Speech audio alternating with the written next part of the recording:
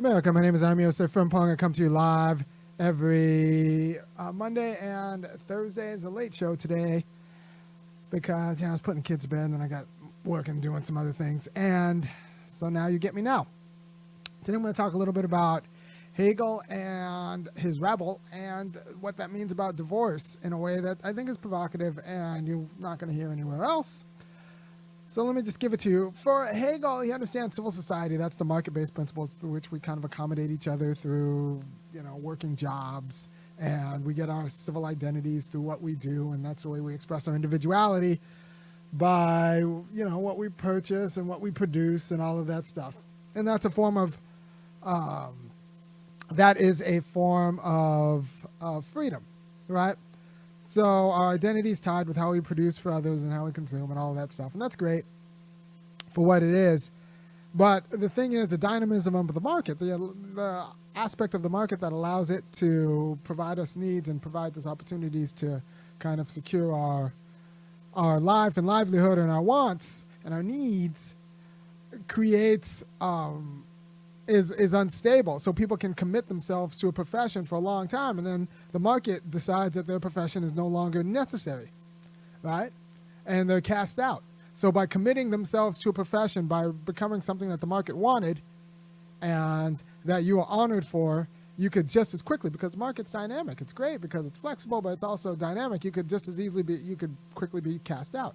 Now we call it involuntary unemployment. Hegel just called it, those are the rabble. Those are the people who bought into the system as a system of freedom, who bought into the market, who did what they were supposed to do, and then the market just kind of zigged when they zagged. And these are your beeper salesmen, the people who used to work at Blockbuster Video, all of those folks. The market zigged when they should have zagged. And now they're without a job and without a sense of dignity or without a place in the world. And they're the rabble. And they are outside of civil society by buying into it. And these are very dangerous people for Hegel or for anyone who cares about orderly society, because they did everything right and they were still punished. And this is by the logic of the logic of the market itself has both brought them in and cast them out. So he feels like it's very dangerous, and it's a problem. It's a problem he doesn't actually deal with, but these people kind of come back, depending on your interpretation of Marx, as like the revolutionary class because they did what they were supposed to. They've built skills. It's just that the market itself has betrayed them. Anyway, these people are outside, so they have an external relationship now with, the institutions of society. They have an external relationship with the institutions of society. Before, when the market respected them, they had an internal relationship with the institutions of society. Their life made sense. Their stature made sense. These are the people who we talked about in mid-America who had manufacturing jobs before NAFTA. Everything made sense, and then something happened, and the market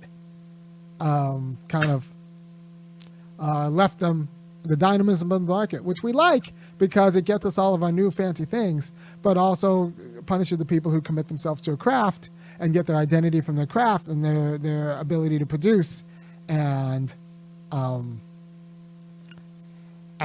leaves them behind, right? So they get punished for believing in a relatively just system. They get punished for believing in it and working with it, and Hegel finds these people very dangerous and destabilizing. All right. So now compare them to children of a divorce who get punished for believing that there's a unified world, especially, and I think, I've been talking about this for the last few shows, but I'll be talking about this for a while because nobody else is, but especially the people who divorce for irreconcilable differences. That just means that there was no real reason why we are divorcing. Nobody did anything wrong. We're just kind of quitting the unity of the world. And I think that suggests to kids that reason doesn't hold institutions together, which is kind of a dangerous precedent, because if it's not about reason, then it's about power. Then you just end up raising mercenaries,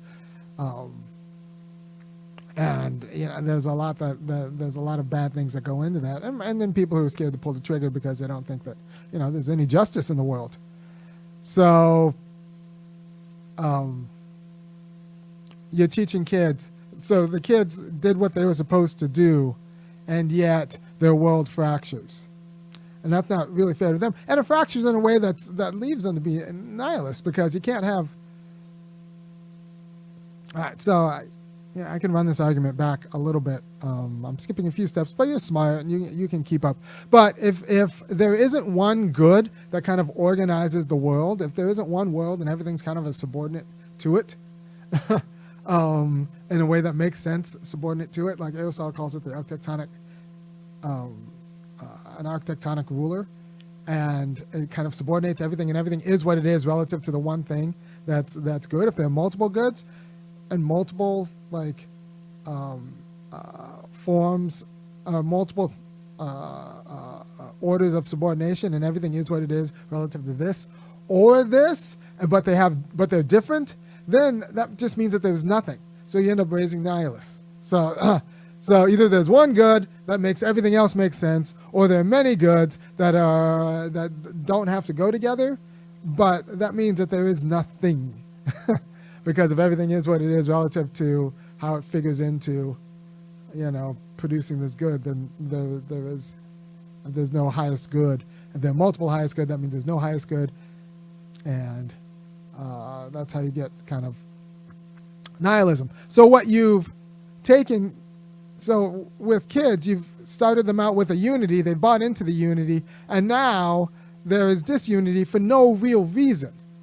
Right? That's the irreconcilable difference. And I have a theory that the more flippant the reason for divorce, the more damage in this kind of ideological way that the divorce is the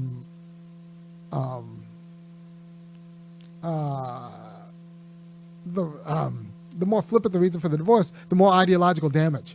It's almost better to have a clear bad guy and an abuse, which is why often a lot of people who get divorced and they have custody of the kids have to make the other person the bad guy, because if it's just flippant, that means the kid's going to have an idea that there is nothing. So you've created rabble. You've created people who are now have an external relationship with meaningful institutions, because their relationship with the institutions is not through, reason and sense. Right? It's just because we've decided that reason and sense, if don't matter in the world, they couldn't keep a marriage together. What else can't they keep together? And that is the danger, right? So when we people are overly casual about what it means to split a world for a child, and tell them that pretty much you're saying that there is no unified world. And what I want to talk about is, through the family you get an internal understanding of the way it works. Right now we think of individuality as something that's abstracted from all of our social relations, abstracted from family, abstracted from our jobs. We're just abstract individuals, and we're just kind of born who we are. But that's not really a very robust sense of individuality. Individuality goes through our relationships. Individuality goes through so we are who we are through the particular relationships we have. And when you cast people back, when people understand themselves as an individual through this family that they're immediately connected to and born into, but then you've cast, and then they interact with the world as a member of this family. And then when you say that family isn't actually meaning anything, like that changes how they interact with the world, because they interacted with the world as a member of something where membership matters. Right? Even we think we have institutions that are built for individuals, but actually we have institutions that are built for certain kinds of individuals. There are certain kinds of people who come out of intact families. For example, I was looking back, and I think I've only dated one girl maybe who had a daddy. And that probably, and I really do think that that's because, there's very good reasons that people with fathers wouldn't date me. But also, I never really thought about it. And, I'd be very suspicious if my daughters, I have two of them, the people they date, I want them to have a father. I want that person to have a father. So, I think there's a way in which I was obviously damaged. And anybody with a father would like see that, like, oh, this guy didn't grow up with a dad, which I didn't. And I'll be honest, I had my charms, but, like I would have been better off with a dad. And my dad was fine. But he was kicked out of the house when I was a kid. So there's something about individuals who come from families and their groundedness in the world. Because when you come from a family, it's not just that the family teaches you about who you are as a member of the family. The family teaches you about who you are as an individual member of the family and what the family is relative to other institutions. So you get like an institutional apprehension of the world that's internal to the world, as opposed to when you are the rabble and you just kind of have an empirical understanding of the world where you just kind of see what works and what doesn't, but not with any sort of ideology, like not with any sort of rationality of the world. Does that make sense? And this is a very important point. I might come back to it a few times about people with an internal understanding and then people who are just kind of reading the tea leaves and just kind of figuring out by trial and error, and that kind of like that quality of empiricism, which is the opposite of living in a world that makes sense. It's living in a world where you've kind of given up on it making sense, and you're just kind of like trying to, you're doing it by induction in a way that you're just trying to see what works this time because it worked last time, but not with really sort of, not with any sort of sense that there is a logic to the institutions that govern this world, right? And so like my kids like pretty much understand that there is sense in this world and stability in this world because of how I've, because they see sense and stability in our interactions. And I have complete faith if like, my wife and I for some reason divorced for irreconcilable differences, they would be a wreck. They would be a complete wreck in a way that people don't admit. And I was talking about this before, and people say like, well, I've never met a woman who regrets her divorce. And I kind of believe that's true, but I've also, haven't met too many women who blame themselves for their screwed up kids. And I think we need to take that seriously too. And what that means to kind of damn the children to an external view of institutions where they don't actually think that they're going to they are not stable in the same way as someone who actually understands the world to be ruled and governed and should be governed and not to be governed and is mostly governed, except for aberrant situations, by reason, right? And that's the difference between someone who's grounded in a world where unions stay together through reason and not through passion, and someone who's grounded in a world where people just kind of do what they want when they want to because they want to, and you can't really trust anything, so you just kind of read the tea leaves or try to inductively see patterns and just kind of ride the wave, and you're just always gambling. You're riding a trend as opposed to thinking that okay, there is stability in this world and there's stability in institutional relations because I grew up in a family that taught me what it meant to be in this family, and it also taught me what this family meant relative to other institutions. And then so because you were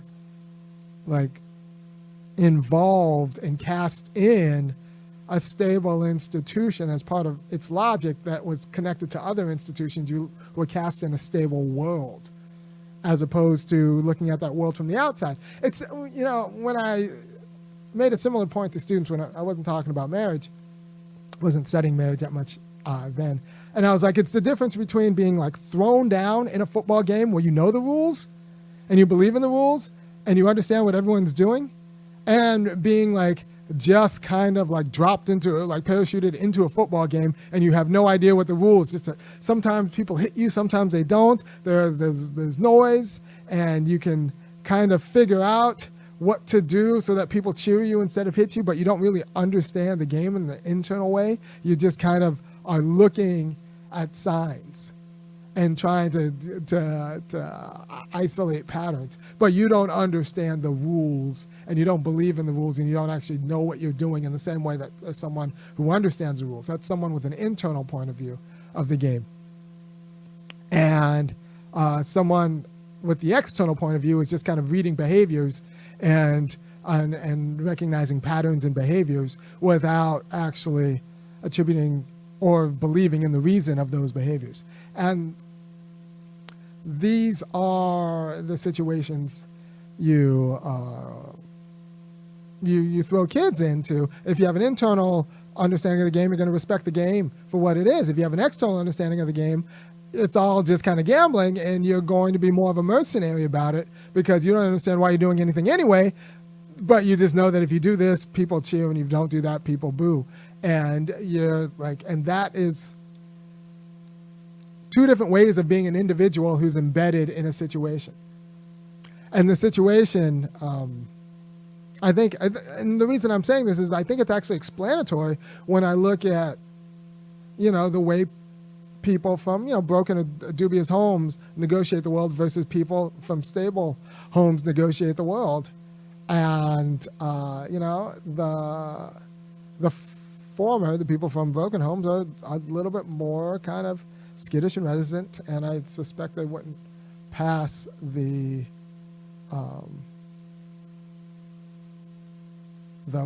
test. Well, delayed gratification. Well, I just think that, if you have the internal understanding of the game, you're more solidly grounded in the game, and you get the internal understanding of like the institutions in your community or in your nation through your family, because it tells you what it is to be an individual member of the family, and then it tells you what the family means to everything else. So you kind of there's a sense, as opposed to someone who is gleaning the sense from just watching patterns. And you're making your own sense, but you understand that at any point in time, things can work out a different way because you were just kind of making up the pattern you saw anyway, right? So there's a kind of a stability in being in a relationship with someone who actually believes that reason solves relationships versus someone who's just like gambling, playing the odds in every relationship because that's just the way they think that institutions work. And the latter are going to be mercenaries, right? So I'm not surprised that a lot of people who actually grew up in broken homes end up like, in screwed up relationships.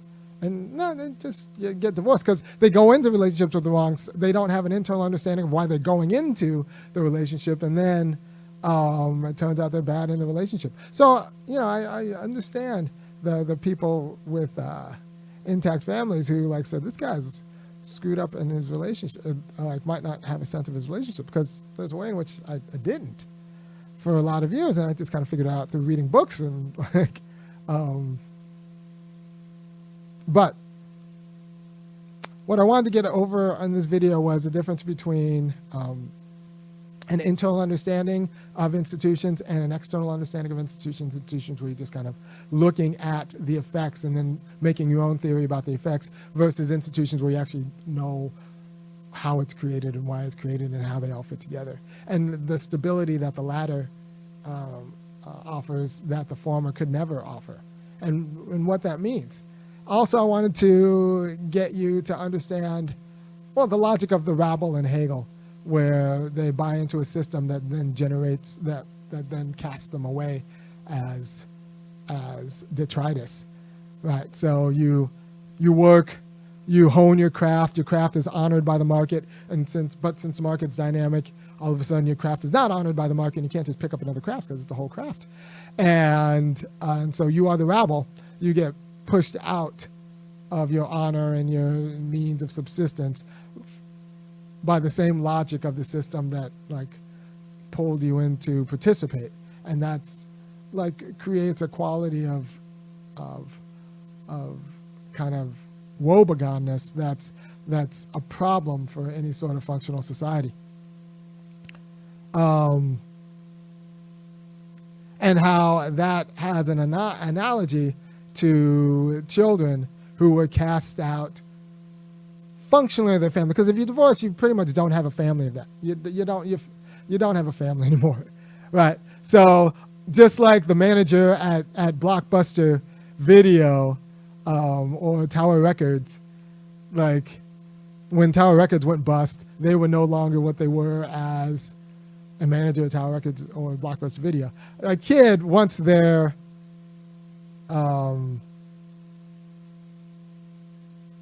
families breaks up like that, they no longer have the same family. Like you could say like, oh no, they're co-parenting. No, that's that thing. They're cast off.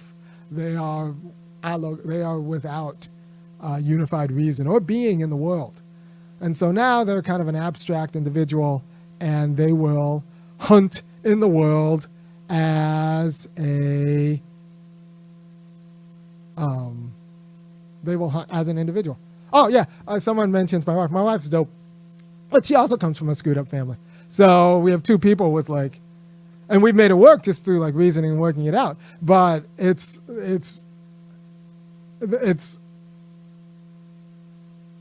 is a matter of kind of making it up as you think through what it means to be a family, because you didn't actually come through it internally.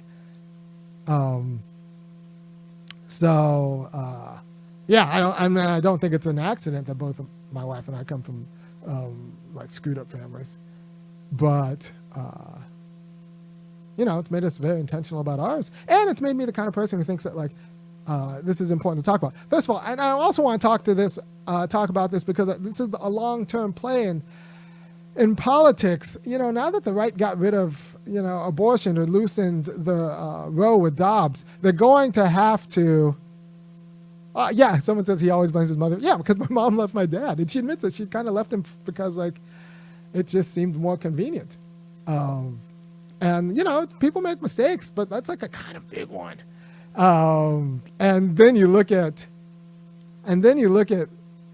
my sister's not, none of our lives have been particularly great, and like there was a huge drop off,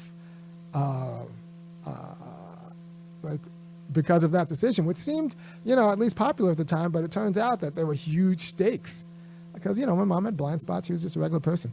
And my dad like filled in those blind spots pretty adequately, just not in a conventional way. And, now he's dead. So, there's that. Now, so the right is going to go after divorce, is what I'm saying. The right is going to go after no-fault divorce. And people who want abortion on demand and the people who want divorce on demand, those are kind of the same people. A lot of white women who don't really think about things in a very serious way, and a lot of black women who get paid by those white women. So if you're just casual about abortion on demand and casual about divorce on demand, you're not really serious about anything except like liberal subjective freedom. Do I personally blame my father's early passing? I mean, I guess. Yeah, he would have lived a happier. Yeah. Bad things happen. What I don't blame my mother for is she didn't know any better. She was in the water. This was just a culture. She was a product of the culture, it's funny because I hear Kanye talk about like his family situation. It's very similar, and we're the same age, which makes me think that like it wasn't just me. It was everybody in the culture. And for the most part, I was raised by, the culture. My mom worked nights, so it's pretty much raised by television. All right, so she worked 3 to 11, second shift. So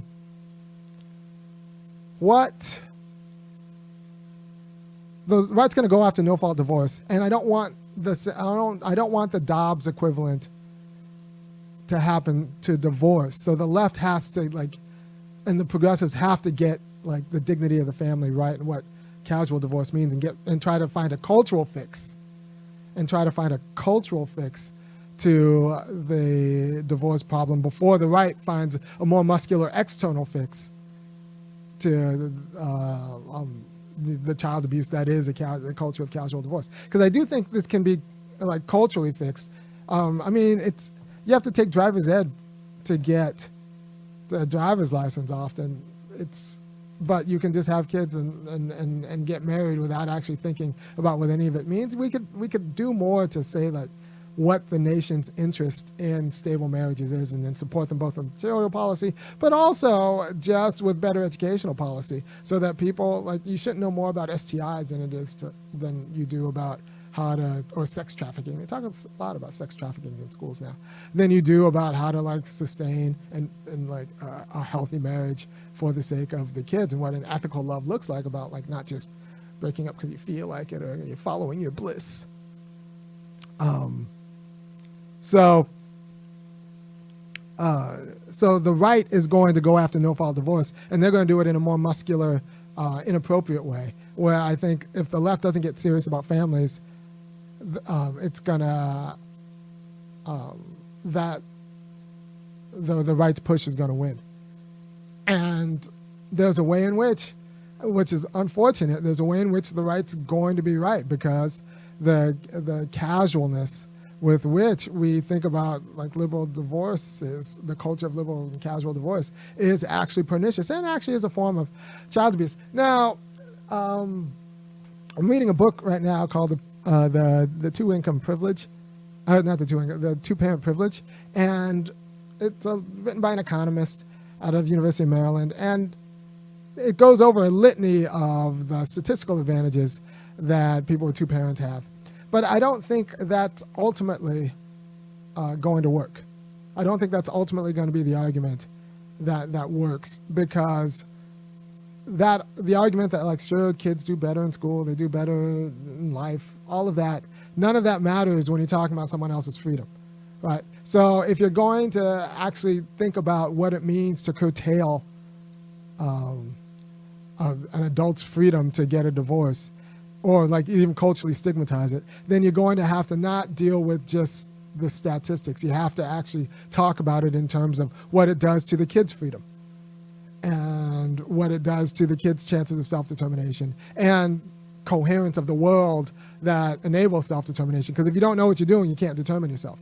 And what I'm saying is, if you go back through the argument, that once families split, especially for irreconcilable differences, not just because someone dies or anything like that, or someone did something, but if it's just random irreconcilable differences that account for the split, then what you've done is taken away the kid's knowledge of the world, because knowledge doesn't matter anymore. So, and you can't determine yourself if knowledge doesn't matter anymore.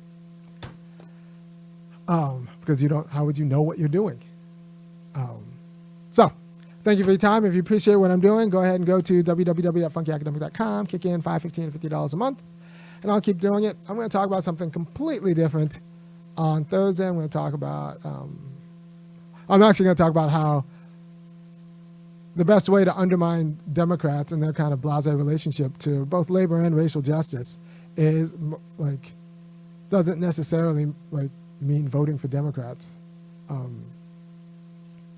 And how justice and justification are tied. The quick one-liner is that, look, justice in general is about giving people what they're due. And one thing they're due is often, in a world that's governed by reason, is a justification. They're owed a reason. So if you're denying people the reasons for what you're doing, you're actually doing an injustice by them. There's one reason why we should mandate debates for candidates, and mandate press conferences. But I'll go into some of this stuff on Thursday. Thank you for your time. I will talk to you Thursday. Peace.